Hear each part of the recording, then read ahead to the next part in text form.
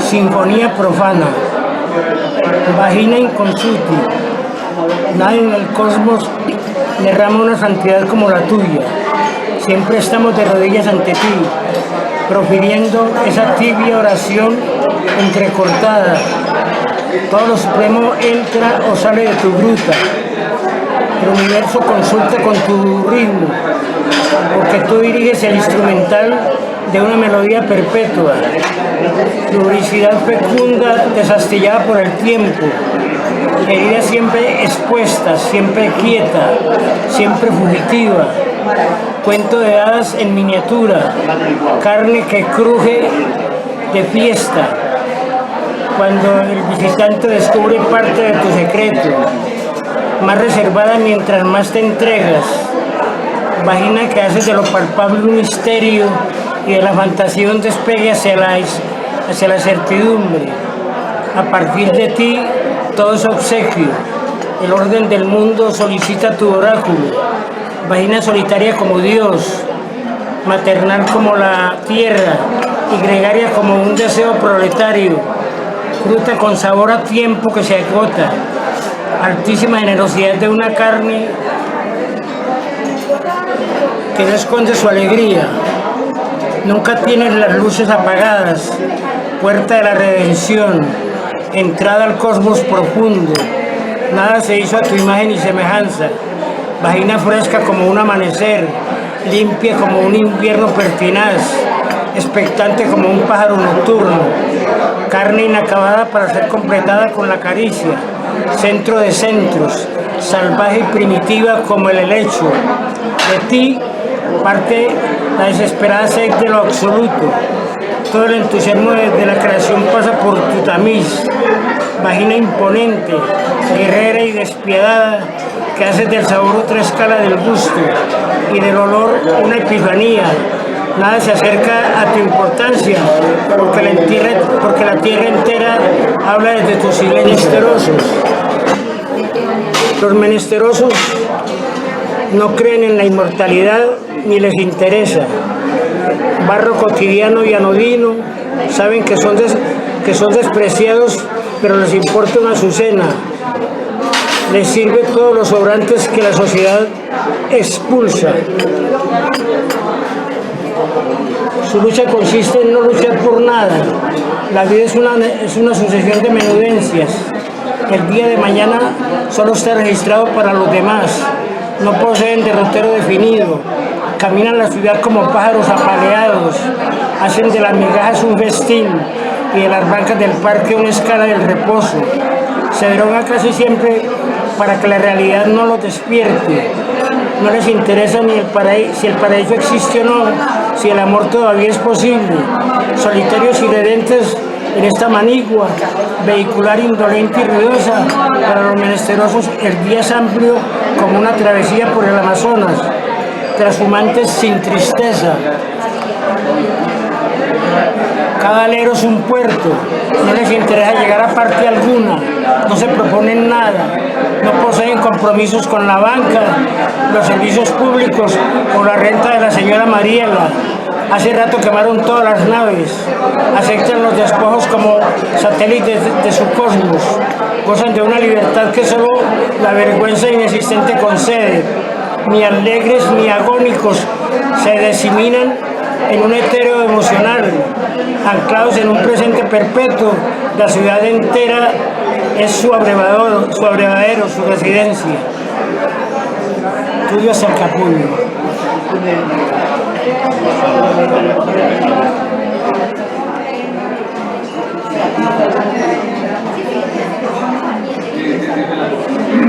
Otro.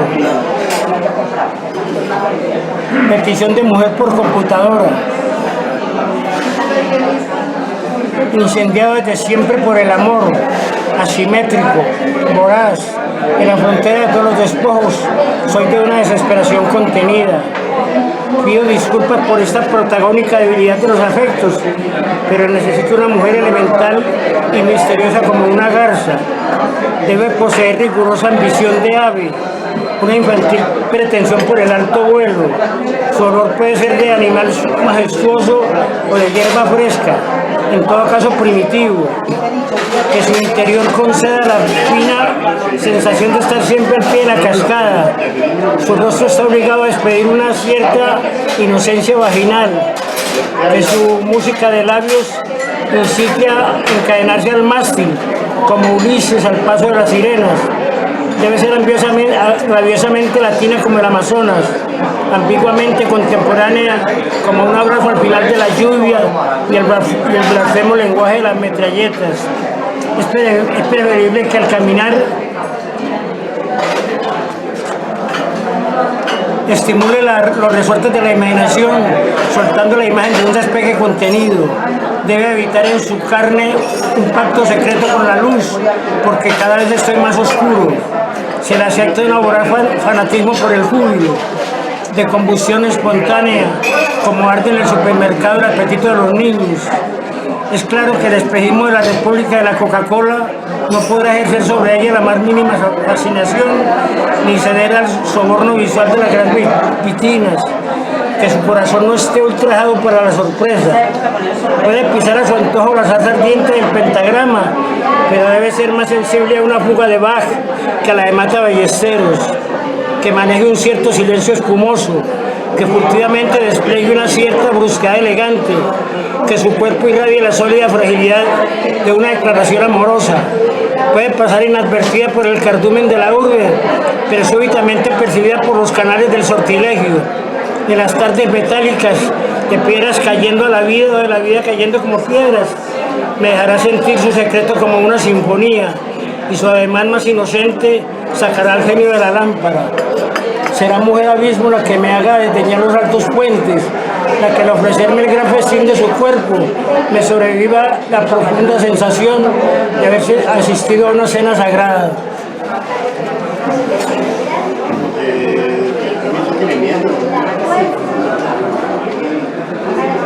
Bueno, Carlos, ¿qué es ser poeta en estos tiempos de tanta banalidad? Pues yo creo que es el desatino más grande de un ser humano. Es decir, porque es una manera también de ir en contra de todos los programas sociales, de todos los esquemas establecidos. Ser poeta es una locura, es una desazón, pero es también la gran esperanza de que el universo o que la Tierra no concluya en un prosaísmo desastroso, un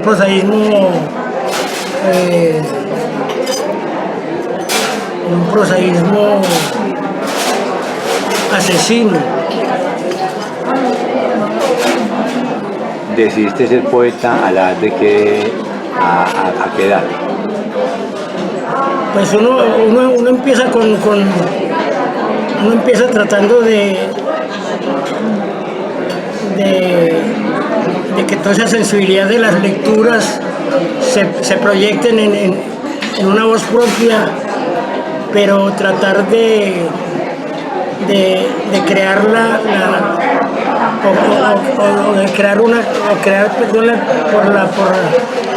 por la repetición, de crear una credencial como poeta. No es nada fácil en una sociedad esta tan pragmática.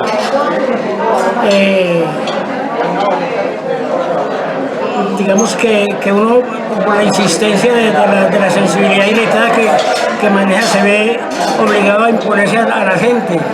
La gente termina por creerle a uno que es poeta a través también de sus manifestaciones líricas que va haciendo. ¿Qué poetas leías en Puerto Berrío cuando empezaste a escribir? Estaba muy de moda la poesía francesa, entonces leía con los amigos, leíamos a Verlaine, a Rimbaud, a Baudelaire y y posteriormente por una buena relación con Gonzalo Arango que nos comunicó con México, empezaron a enviar unos poemas de los poetas que estaban de moda aquí en América Latina, que nos sirvió mucho porque de alguna manera empezó a identificarnos con la realidad latinoamericana, y en donde podría destacar, digamos, sobre todo a Joaquín Pasos, a Carlos Martínez Rivas, a Jaime Sabines y otros poetas cubanos como Fernández Retamar.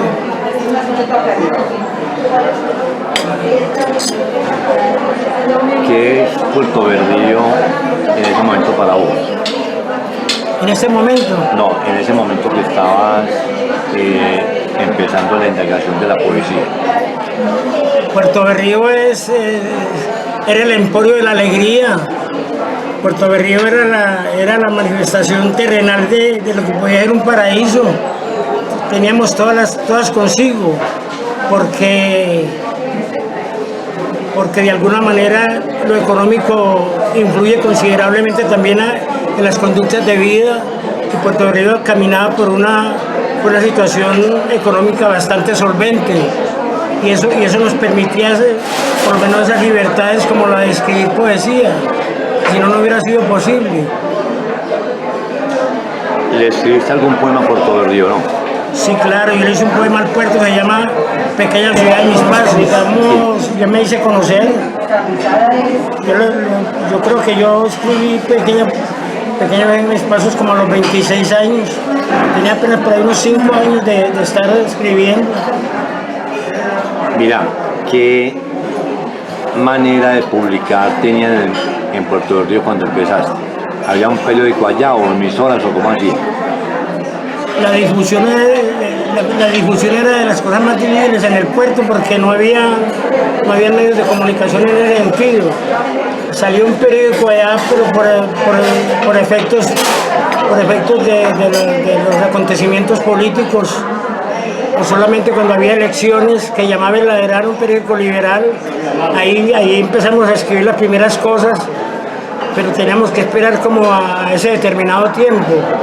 Sin embargo, yo creo que fue en el año 68 donde empezamos a mandar unos trabajos aquí a Medellín, al periódico El Diario, que manejaba Oscar Hernández Monsalve, y él nos dio como el aval, nos dio las primeras publicaciones y nos estimuló a que siguiéramos escribiendo. Sí. ¿Cuáles eran los amigos más afines con la poesía en Puerto Verdillo? Amigos tuyos. Bueno, inicialmente éramos amigos que leíamos indiscriminadamente, pero en solitario, no nos conocíamos como tales. Pero a medida que se fue propagando como la imagen de que había un sector que nos gustaba mucho leer, en un puerto de esos donde la gente era lo que menos hacía, nos fuimos identificando también como gustosos por la literatura. Entonces nos fuimos integrando como amigos y como fanáticos de esa posibilidad literaria. ¿Podríamos citar ahí como algunos amigos o qué? Claro. Bueno, puede ser el amigo Ramiro Sepúlveda, Guillermo Bustamante, Hernán Hernández, Rubén Mejía y aquí el suscrito. Éramos como 5 más o menos. ¿Esos amigos perduraron con la poesía o fue cuestión de momento?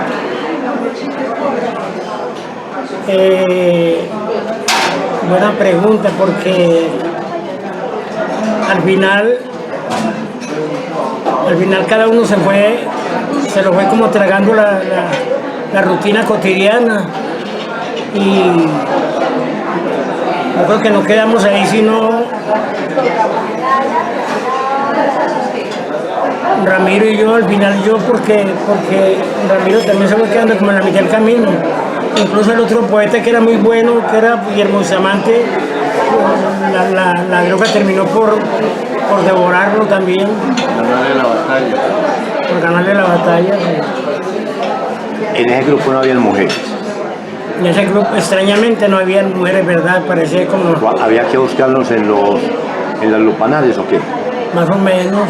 Y contame una cosa, ¿cómo era un encuentro de ustedes y la hora y a qué lugares iban en Puerto de Río? Porque yo te digo eso porque siempre cuando uno tiene amigos escritores tiene lugarcitos para ir, ¿cierto? Y formas de compartir y todo eso. A ver, nosotros no teníamos un esquema como formal, no, como un horario de encuentro tampoco, todo eran encuentros informales, no teníamos así como nada establecido, todo se da como de manera espontánea. No, cuando cada uno escribía alguna cosa, entonces buscaba al otro para leérsela y viceversa. O cuando conseguíamos un libro nuevo, lo tratábamos de compartirlo, pero no había un esquema premeditado para el horario o para citas, no, de ninguna manera. No. Ustedes ya a publicar un libro en común del grupo de ustedes. En un momento se dio la idea de publicar un libro del Grupo Puerto, pero habíamos tres como definidos como que tenemos más trabajos, que fueron Guillermo Bustamante, Ramiro Sepúlveda y Carlos Sosa. Pero el encargado de ese proyecto literario y publicitario iba a ser Oscar Hernández Monsalve. Entonces nos requirió determinado estamento económico, determinada porción económica, y el único que pudo colaborar con nosotros fue Guillermo, que era el que estaba trabajando. Y él se quitó en mitad del camino, por razones muy personales. Él era de pronto muy caprichoso. Se enojó con Ramiro que porque había un poema que no le gustaba y que si no lo sacaba entonces no había publicación, y entonces retiró el poco dinero que había establecido ahí como para soporte, y se nos frustró la primera salida colectiva por eso. Mirada ahora a la distancia, ¿qué significa para vos el Grupo Puerto? Ahora después de tanto tiempo de empezar a escribir, ahora después de tanto tiempo de ver el destino de cada uno, ¿qué pensás que fue importante en tu formación? ¿O no fue? ¿O fue solamente una pequeña aventura? Perdón, o me gustaría agregarle más a la pregunta. Después de haber tenido esa relación ya inicial de compartir textos poéticos, ¿en qué momento específicamente es que surge la idea del Grupo Puerto? Ya como una formalidad con el nombre Grupo Puerto. Realmente, inicialmente, como para diferenciarnos de los nadaístas, creamos el nombre del grupo Los Auténticos, pero a raíz de las primeras publicaciones que nos hizo Oscar Hernández aquí en Medellín, que nos señaló ya como poetas, y es decir, ya la primera aparición en letras de molde, entonces fue el que nos calificó como Grupo Puerto, y pues, lo aceptamos. De alguna manera era un formalismo que había que participar con eso, y bueno, ya cada salida que hacíamos apreciamos como el Grupo Puerto. Inclusive aquí hubo un momento en que se publicó un trabajo colectivo en el suplemento del Mundo, fue como en el 86, aparece poemas del Grupo Puerto, digamos como 5 ahí en esa página. Todavía estamos como grupo, pero el grupo se fue difuminando porque como por efectos laborales cada uno cogió su propia errancia. Uno arrancó para Bogotá, el otro para Medellín, y eso terminó con el grupo como un sector homogéneo. ¿Qué relación tuvieron ustedes con los nadaístas? Realmente ninguna, lo leíamos porque todos estábamos jóvenes, lo leíamos con mucho fervor y con mucho entusiasmo, porque nos parecía que estaba llenando como de frescura la nueva literatura colombiana. Conocimos a Gonzalo Arango por azar. En un viaje que iba hacia Santa Marta, se quedó en Puerto Berrío. Ramiro Sepúlveda lo descubre, nos presentamos y él nos estimula mucho a seguir escribiendo. Incluso nos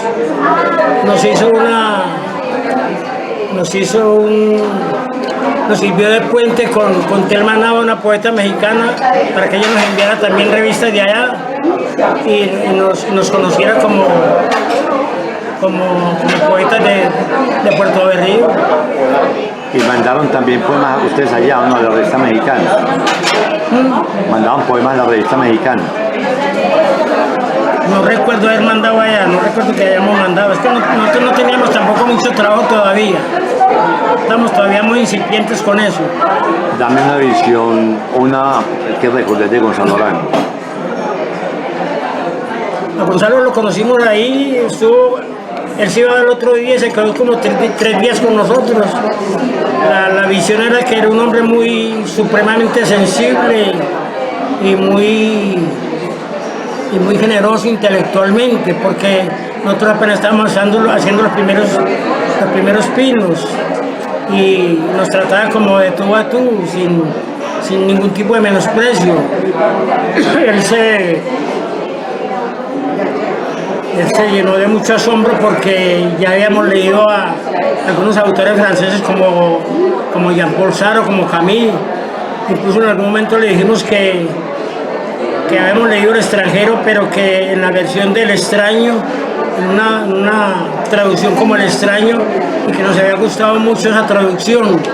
Y nos preguntó que por qué, le dijimos que porque Lo extranjero sonaba muy terrícola y lo extraño podía sonar mucho más metafísico. Y entonces digo, ustedes sí están en el camino, nos dijo.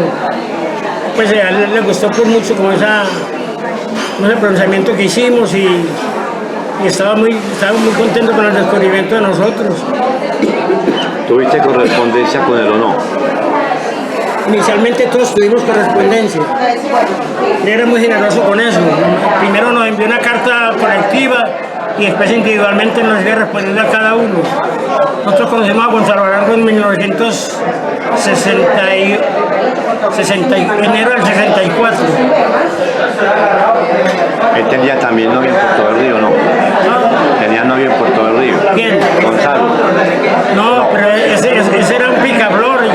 Desde que llegó allá fuimos a un bar y entonces nos hablaba después en las cartas nos hablaba de Isibar, o sea, la pelada que manejaba el bar ahí. Era muy enamoradizo el hombre. Pero como había un oficial que sepamos, no tenía, ¿no? Él era como medio místico. ¿Ah? Como medio místico. Sí, era medio místico. Y mucho más trago, ¿cierto? ¿Ah? Le gustaba mucho el chorro, ¿no? Pues no estaba, por lo menos en lo que estuvimos ahí, no. Pero sí fumaba mucho, ¿no? ¿Ah? Fumaba mucho. Sí fumaba mucho, sí. ¿También conociste a otros nadadistas o no? No. Es que imagínate que hay una novela que para que es tarde para el hombre, donde él ubica un viaje a Puerto del Río.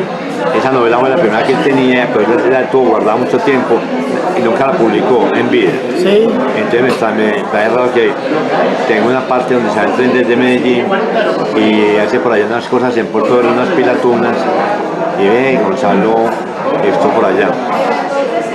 Decime, ¿qué otros poetas en Puerto del Río antes de ustedes? Propuestas de tipo literario. Antes de ustedes, sí, antes del Grupo Pueblo. A ver, puede sonar muy pretencioso decir que con nosotros empezó como el apogeo con la literatura en el puerto. Si sepamos, no habían como exponentes de la literatura, no. O sea, si existían, estaban absolutamente inéditos. Y tampoco tampoco que sean mujeres poetas, ¿cierto? Nada. Hombre, no, realmente es doloroso, pues, pero no, No se conocían. no se conocían por lo menos, sí. Sí, es verdad. Háblame de el tren que fue tan vital para Puerto Berrío. El tren, Sí. hombre, yo le dediqué en algún momento unas paginitas en un librito que hice sobre el puerto que se llama Puerto Aullido. Es como una novela ahí, pero como por fragmentos. Le dedico un pasaje al tren. Digo que es es decir, es de los medios de transporte más poéticos que uno puede conocer.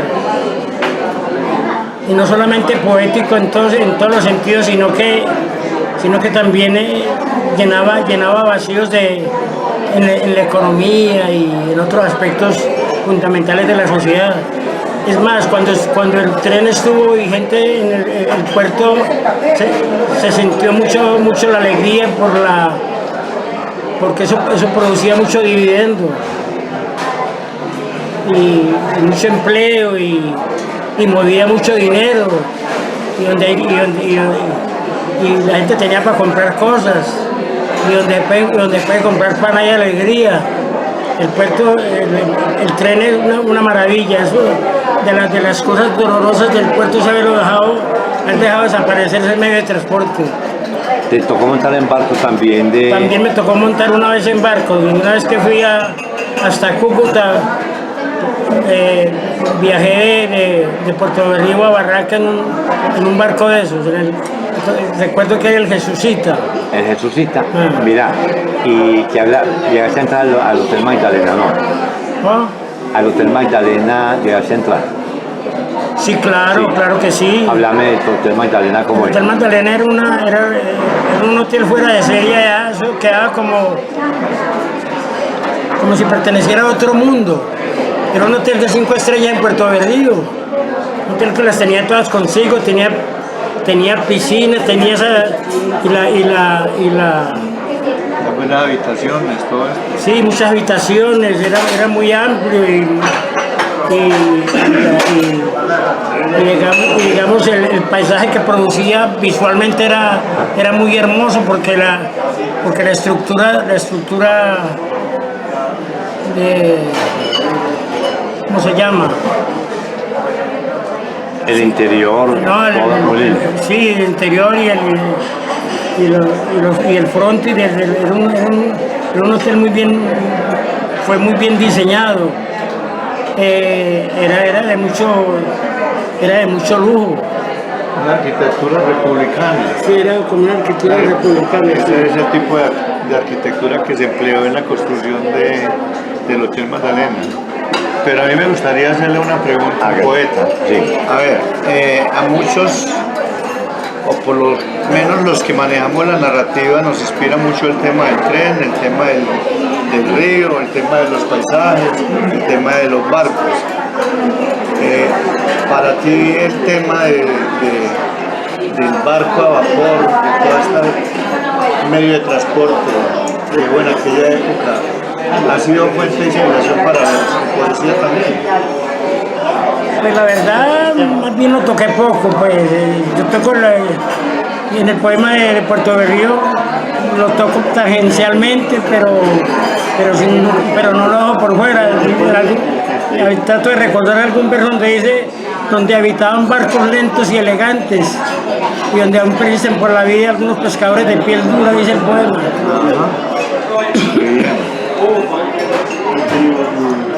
Cuando recordaba Puerto Berrío con nostalgia por rabia, por la pérdida de todo ese epicentro económico y social que tuvo.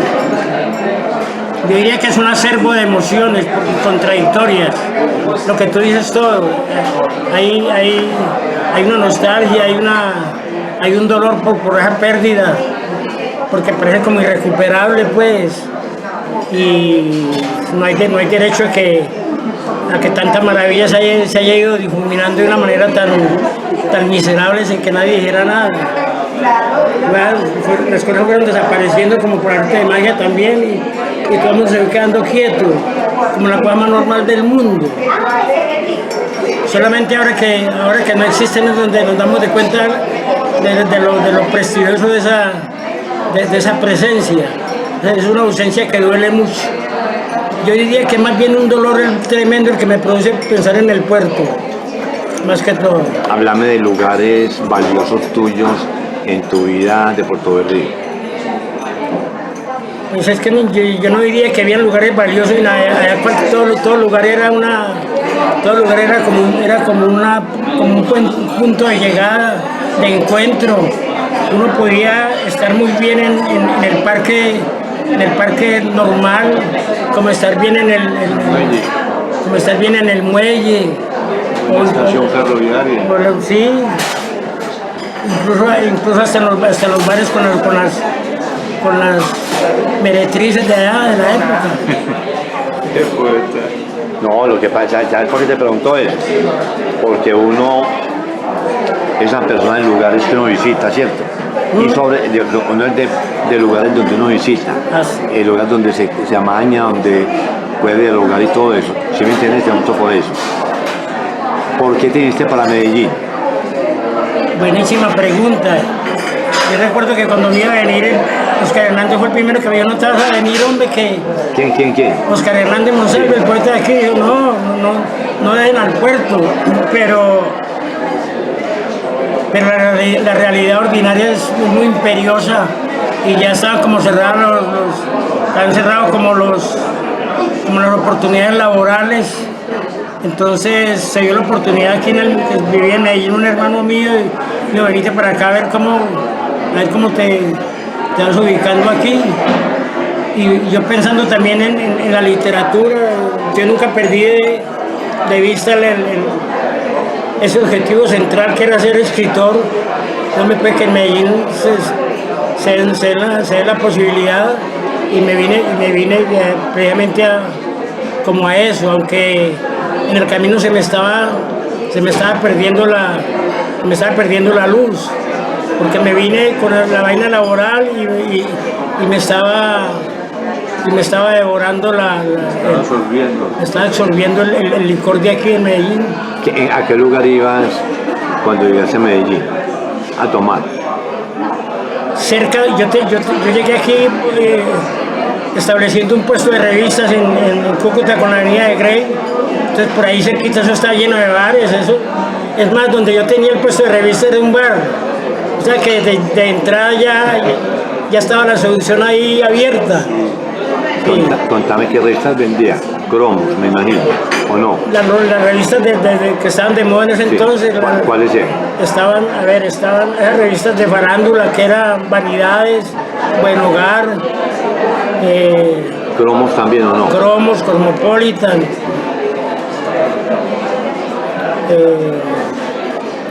Revistas de aventura, los cómics. Entonces, mientras vos estás en el puesto, también me imagino que leías mucho, ¿no? O bebías, eras bebiendo y con la revista abuela. Ah, sí. Sí, me fui dejando seducir mucho por el licor y entonces descuidaba también el negocio y sobre todo que estaba descuidando lo más importante que era lo de escribir. Es más, si yo no dejo el licor, yo ya había fenecido completamente. Entonces también antes de esta pregunta, vení a contarme una cosa.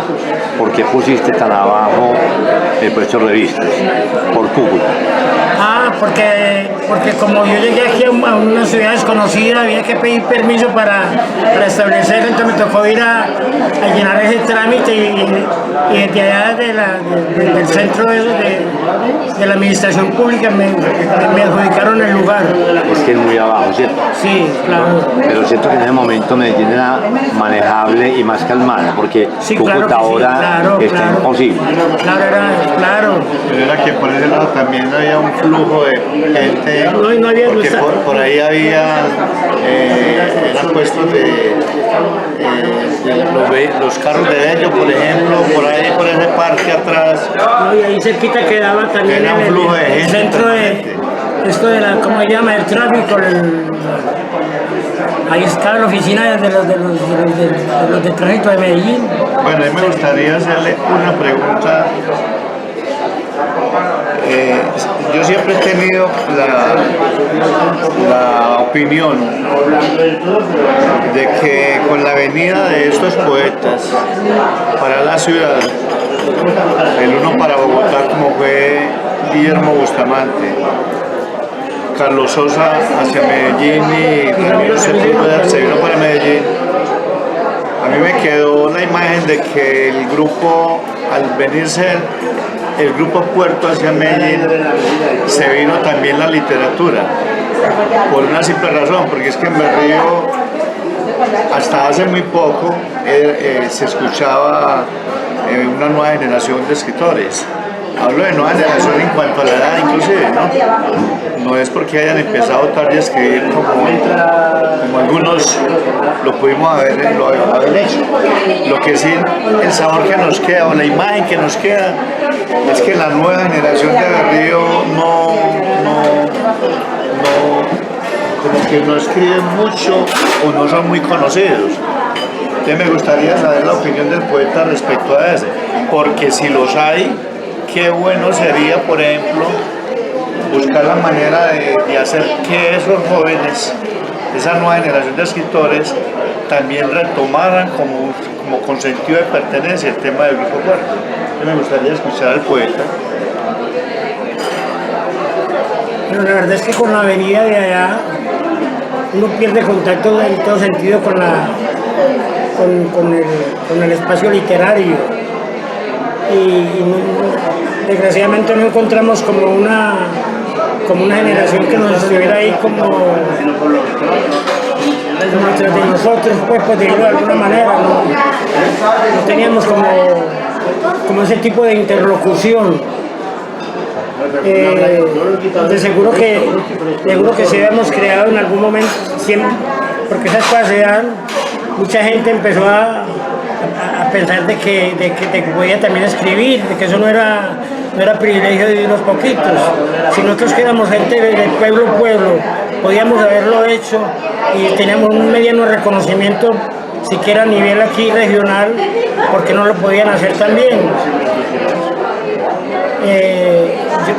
Lo que pasa es que de pronto, como sucede con la nueva generación, cuando uno está empezando, uno es muy tímido, porque primero tiene que luchar por hacer creer de que sí es capaz de escribir y en esa pugna, entonces también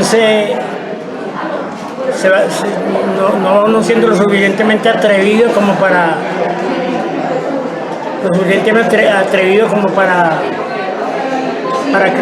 crear su propio espacio, pues, su propio reconocimiento. Por eso es que es tan difícil, porque de pronto hay muchachos de buen talento, pero no hay que esperar a que los descubra. Uno tiene que tratar de mostrarse siempre, así sea un poquito a la brava. Cuando llegaste a Medellín, retomaste la escritura y empezaste a publicar ¿en qué lugar?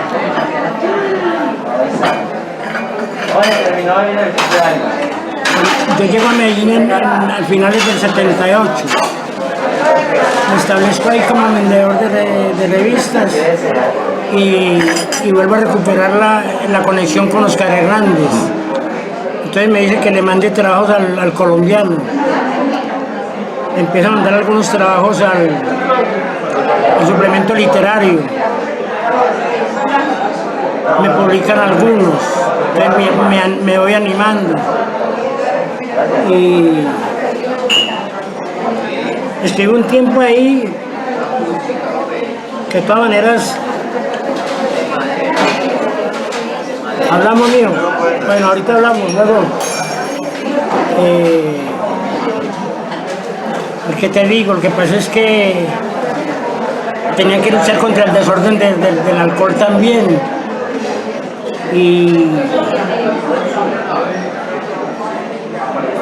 y en algún momento también como que la falta de estímulo económico, porque en el colombiano son muy flojitos para pagar. Entonces también me desanimaba mucho eso. Pues está muy bien la representación literaria, pero también necesita respaldo económico, claro. En ese momento, ¿dónde vivías en Medellín? Esa sí que es una buena pregunta. Yo viví en Medellín como en 70 partes. Contame. Empecé viviendo en el 12 de octubre y terminé viviendo en Buenos Aires. Aunque en Buenos Aires ya llevo como 18 años. ¿Y solo qué? ¿Ah? ¿Con quién vivís? Vivo solo, sí. Ahí me alquilan un cuarto y está bien ahí. ¿Cuál es tu rutina de escritura? A ver, actualmente estoy atravesando como una mala etapa, como una etapa de aridez. Entonces está muy descontinuado como el registro horario, porque primero yo tenía una disciplina cuando estaba haciendo algún trabajo, me discipliné mucho aquí, escribía siempre en las mañanas entre 8 y 11 o 12 del día. Ahí fue donde incluso,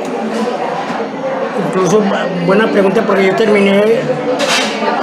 termino con el alcohol, es donde me decido exclusivamente a escribir, como en serio, y la verdad es que han sido unos años muy productivos, lo que dejé el alcohol. Lo dejé en el lo dejé en el 97. Y eso hace que estoy escribiendo como con alguna continuidad.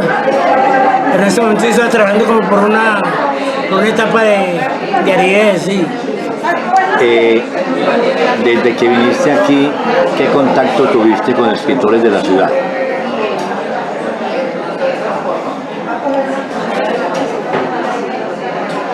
Realmente no, con el único fue con el poeta Oscar Hernández, porque yo no tenía un crédito ni nacional ni casi que ningún tipo de crédito, entonces no era fácil como establecer esa red con los otros escritores. Siempre eso se van convirtiendo también como en camarillas. Entonces cuando uno no tiene una representación así como muy brillante, entonces lo subestiman.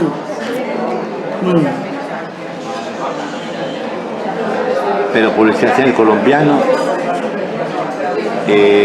bueno, no te vinculaste con muchos escritores de acá, pero resulta que hay un amigo que te ha publicado, te ha reconocido, que es Felipe en Quitasol. ¿Cómo ha sido la amistad con él?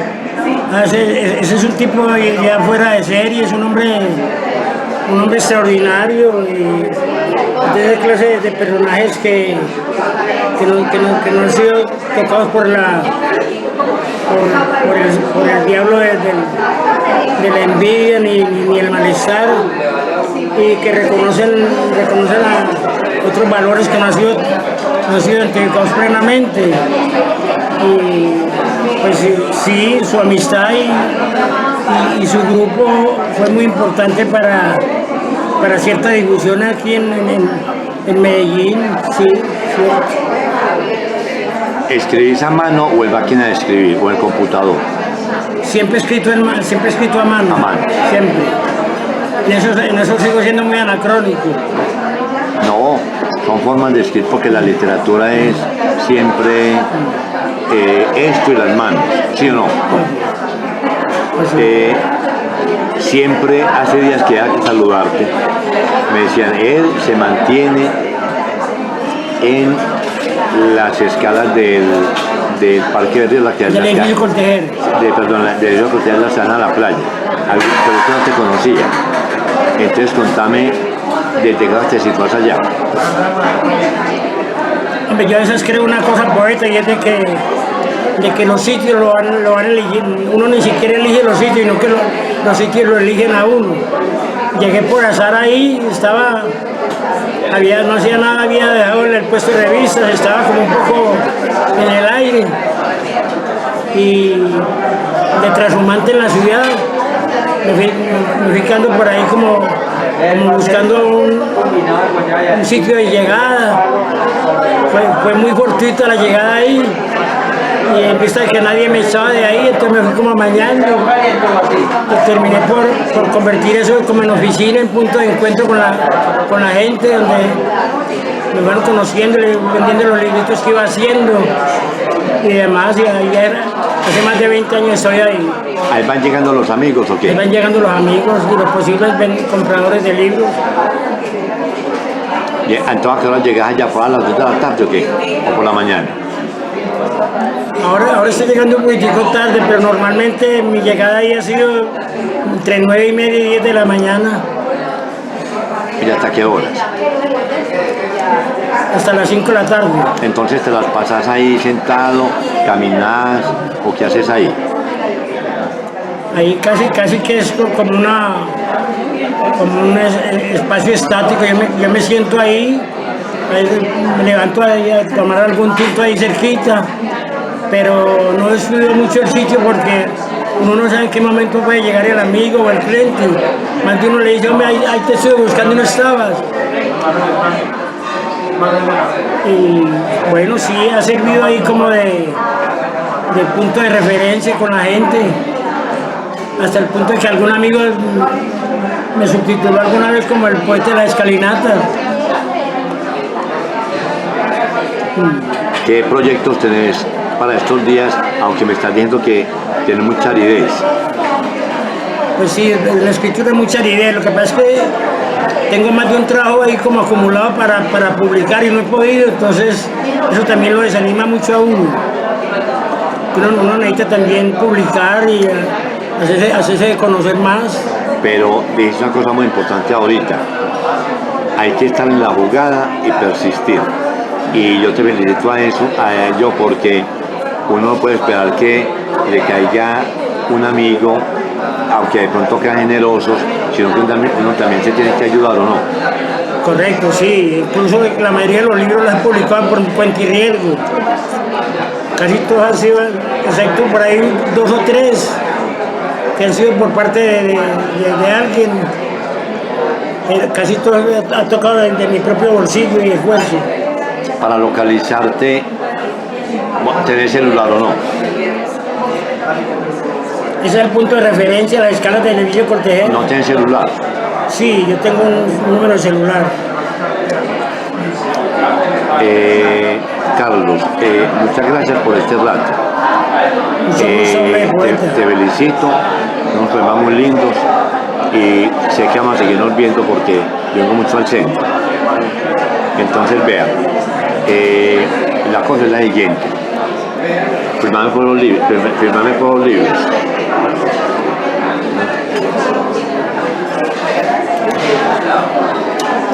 Los dos, con unas dedicatorias bien lindas.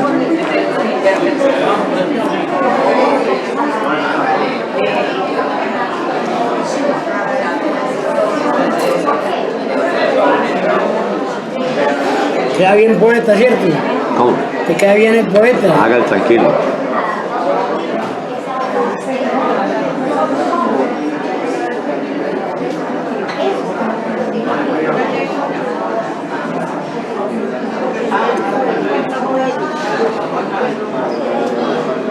Víctor Bustamante. Sí.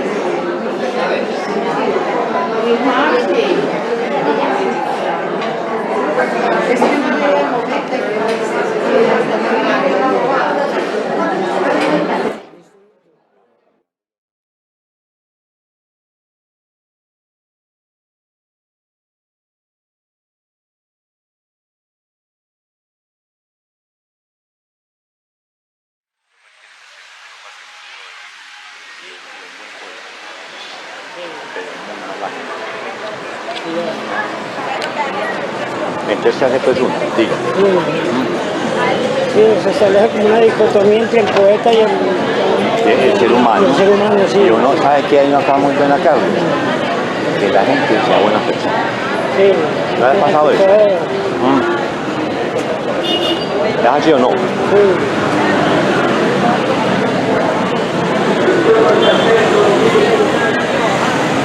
Me da mucho gusto haberle saludado. Yo también.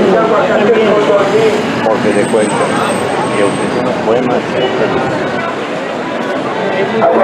Promoción, se vale dormir, Porque aquí hay mucho. a los milados cenar limones, ese aguacate vale dormir, que emociona llevar bueno. ¿No cree? Aguacate más, el que sí tiene sabor, vea. Gracias de sabor. El aguacate dormir, joven, hágale, se vale dormir. ¿Sí o no?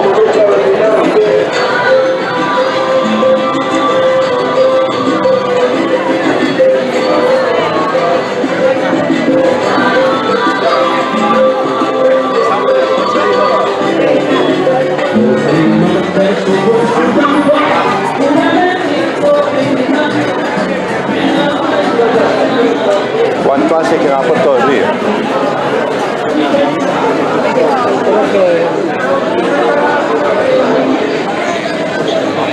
Creo que por ahí 4 o 5 años que no puedo. ¿Todavía tiene muchos amigos allá o no? No, ya la gente, estoy muy viejo ya, hombre. Pero a mí, Es que ya los amigos ya han muerto. ¿cierto que no te da? Sí. Ya han muerto ya. de medidas por 5.000. De mi generación ya han muerto casi todos. Entonces no va quedando, y no las nuevas generaciones ya no conocen a uno.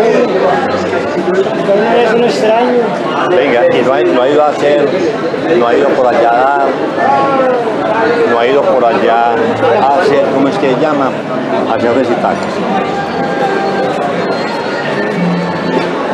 Una vez nos invitó la alcaldía a Puerto del Puerto, vino Ramiro y yo, a los que quedamos aquí. Fue como la última vez que vimos allá, así, y eso hace como 7 u 8 años. Fuera de eso,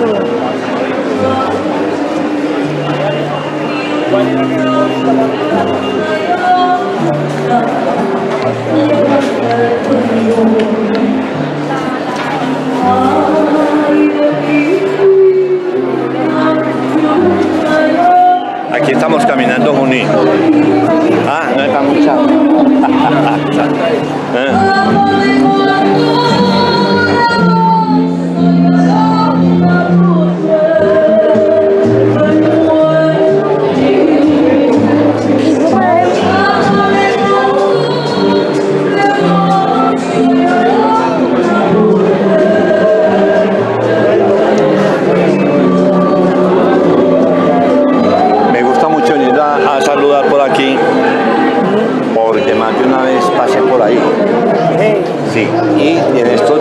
va a conseguir, le va a pasar un video que le hice en el lanzamiento de la revista de Quitasol, que leyó para ahí en 10 o 15 minutos.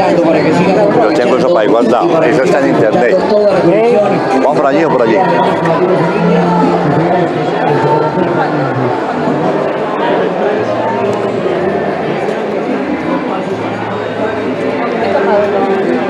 Felipe es un tipo muy especial, es un hombre muy buen amigo, muy generoso, sí. Un hombre sin, ¿Y sabe por qué le...? es un hombre transparente. ¿Sabe que es muy bonito? ¿Por qué?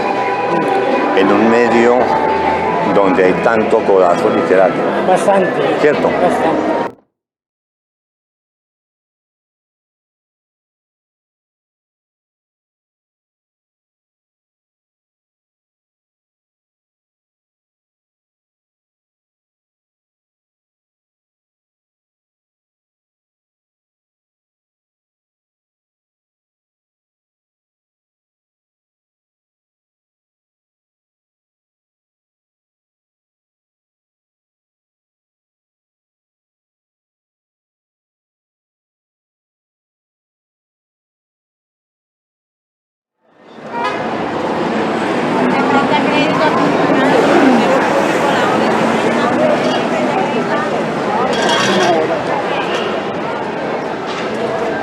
Que vayan de Julián ahí viene pelado.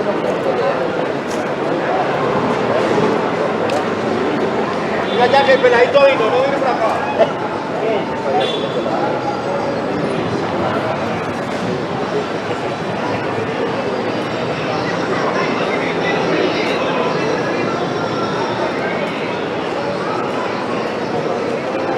De hecho, se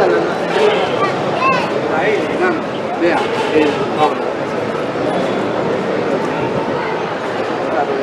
También, entonces, ¿el lugar suyo cuál es? ¿Allí o por aquí? Cualquiera de estos sitios de la escala que me Sí, sirve. pero no queda ver para arriba. No, o solamente por aquí. Ah, pero el otro sí. Ah, bueno. Está ahí, comienzando.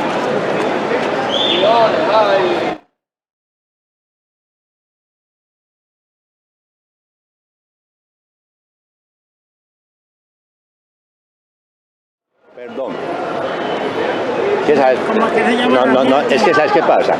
Que me tiene muy triste porque ya me hablamos mucho y no vino. Allá acompañó aquí un ratito. Vos sos amigo del poeta Ramiro, el otro, ¿cómo se llama el juez? Abogado. Claro, Ramiro Hernández, claro. ¿Pero qué es él? Ramiro Hernández. Ah, sí. No vino mucho por aquí. Él camina mucho por aquí, sí. Ese sí. También es poeta el hombre. Sí. Pero le dan muchos nervios cuando le toca leer. Es que eso no es fácil. Yo soy un hombre tímido. Va a ver que no. Pero sabe que no es tan tímido, porque uno es tímido cuando no tiene trabajo. Pero cuando es buen poeta hay que mostrar lo que uno hace, ¿no cree?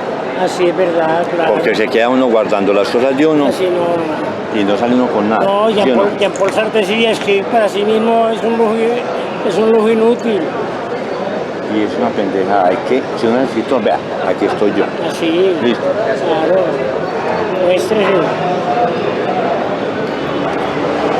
Ramiro, venga, yo le digo que estamos con la última toma. Mándele un saludo a todos estos poetas de aquí de Medellín, que pongan las pilas a trabajar, dejen de usar tanta caspa.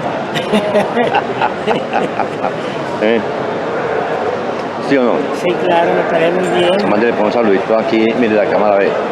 Bueno, un saludo a todos los colegas de la lírica de Medellín, que aquí los hay muy buenos y muy generosos y muy lúcidos. Muy buenas tardes, mucho gusto. Listo.